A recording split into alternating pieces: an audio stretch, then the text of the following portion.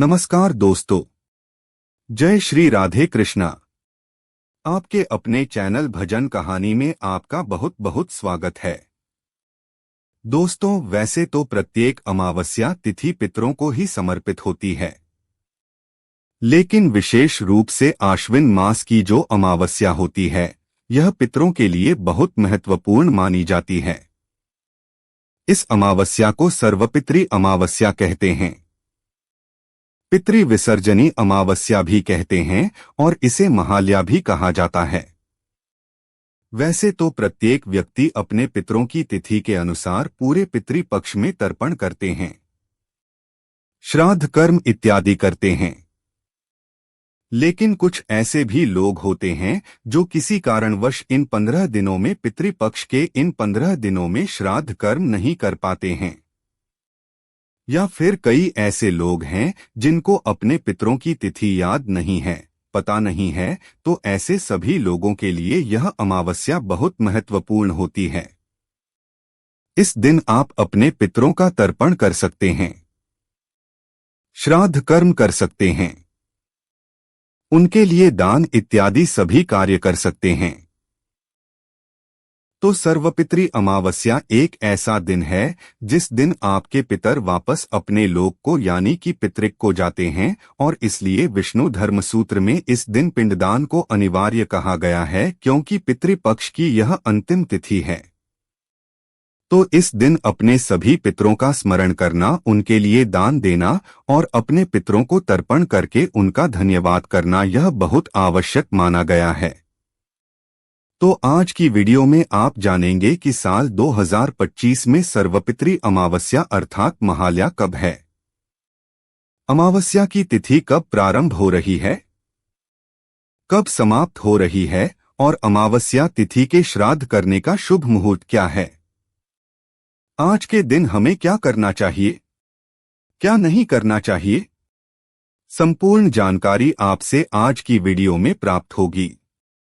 तो आज की वीडियो बहुत महत्वपूर्ण है, पूरा जरूर देखिएगा।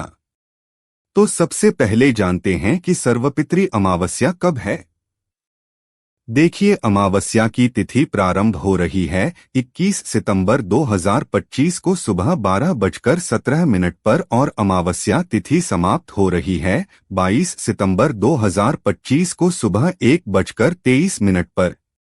तो ऐसे में सूर्योदय कालीन तिथि के अनुसार अमावस्या तिथि 21 सितंबर 2025 रविवार को मनाई जाएगी। सर्वपितरी अमावस्या पितरों को विदा करने की अंतिम तिथि होती है। भाद्रपद मास की पूर्णिमा से लेकर और आश्विन मास की अमावस्या तक पूरे 16 दिनों तक पितर हमारे घर में विराजते हैं। हम उनकी सेवा करते हैं, पूजा करते हैं, उनका स्मरण करते हैं और 16वें दिन उनके विदाई का समय आता है।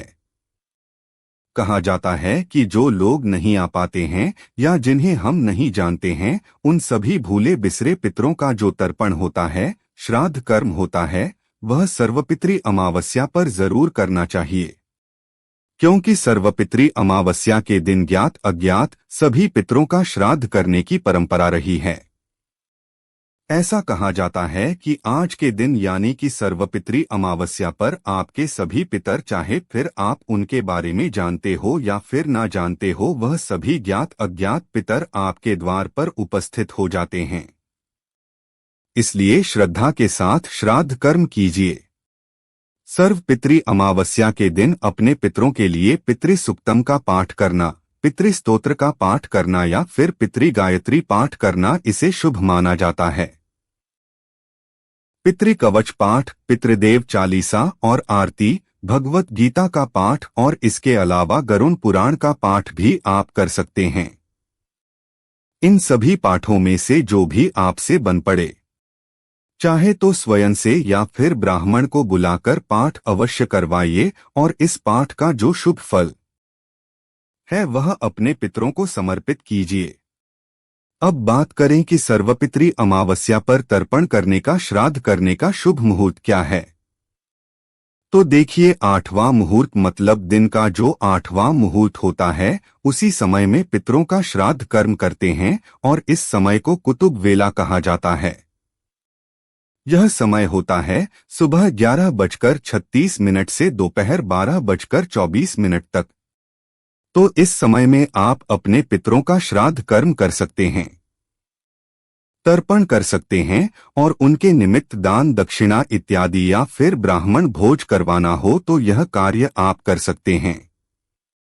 सर्वपितृ अमावस्या से अगले दिन ही नवरात्रि का प्रारंभ हो जाता है। शारदीय नवरात्रि का और शारदीय नवरात्रि की वीडियो चैनल पर अपलोड हो चुकी है। अगर आपने अब तक उसे नहीं देखा है तो जरूर देख लीजिए। तब तक के लिए जय श्री राधे कृष्ण। धन्यवाद।